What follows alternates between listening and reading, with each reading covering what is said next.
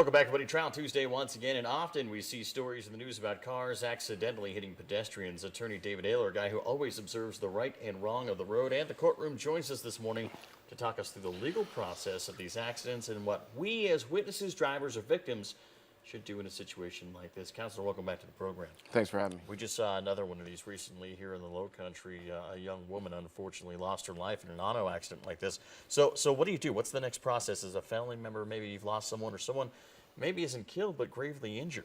Well, first thing you need to do is try to get the full accident report. Sometimes people are a little bit confused on how the situation goes, in that if an individual who is driving the vehicle is not criminally charged, they think that maybe there's nothing else that can be done, and that's not the case most often. There could obviously be a traffic citation that would still put that person liable for the injuries or death caused by your family member. One of the most difficult things about this is sometimes not everyone has auto insurance but still drives a car. What happens in that situation? Well, you know, there's a number of different things that you potentially can do with underinsured or policies, that sort of thing. But also what you would want to look at is to the person's personal estate. And then perhaps you could go after that depending on if they worked for maybe a company and they're driving a company truck. There are other ways to try to civilly come after them to get some sort of, recovery from just such a horrible incident. Are you seeing a lot of things like that happen here in the Low Country? I mean, a lot of uninsured or underinsured drivers that don't carry that full liability and people have to go after other assets? Well, luckily we have pretty strong standards here in South Carolina as far as the coverage. But yeah, you often do see people that aren't, driving illegally, so they don't have any insurance. So that sort of thing does unfortunately happen. But most often these wrecks seem to be, more or less just simple car accidents. Unfortunately, the result, because of it being pedestrian, is much more serious. Well, what about when DUI comes into play here? Obviously, that's got to change the game a little bit from a legal perspective.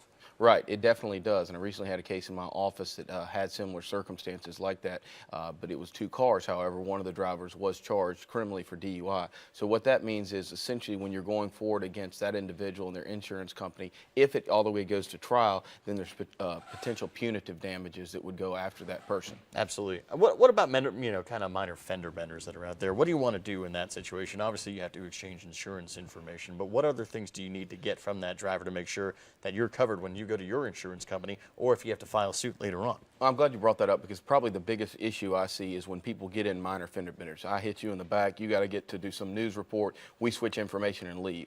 You think I'm an honest guy, I turn out not to be honest. At that point, you try to come after me. My insurance company denies. You say, where's the incident report? We didn't call the police. So the most important thing is that people call the police and actually get that report, no matter where you need to go. Unless it's an ultimate emergency, you really need to wait there and get that police report, because often it's very difficult to try to go back against a person after you left the scene of an accident to try to get recovery. So you want to get insurance name, insurance info, driver's license number, name, date of birth, all that stuff, but then make sure you get that police officer there, because they're going to want to have the legal record. Your police officer is going to get all that information, and they're going to ask that individual for all those things. People often say, let's switch insurance cards, let's all that. I totally understand it from a time perspective. However, it can cause issues later if that person later says, no, you hit me, and then it's your word against that person's word, right, and you end up paying yourself. What about, they have all those apps now, most of the insurance companies, that say, like, this is an accident app. If you get an accident, they're going to ask you all the right questions. You just enter in the data.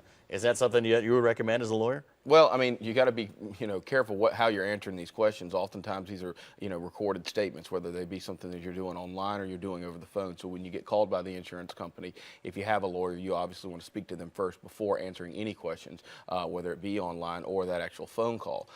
Beyond that, what they're going to be most importantly interested in looking at is that accident report. But you do bring up a good point. Before making any statements that make it hurt your case, speak with your attorney first, because a lot of times people will take those recorded calls and then that can be used against them later. Interesting stuff. The most important thing, don't get in an accident. Drive slow. Absolutely. Obey all those speed limits. Attorney David Aylor, thanks so much for your time, sir. Do appreciate it. Thanks for Stay having with me. us. More Low Country Live after this.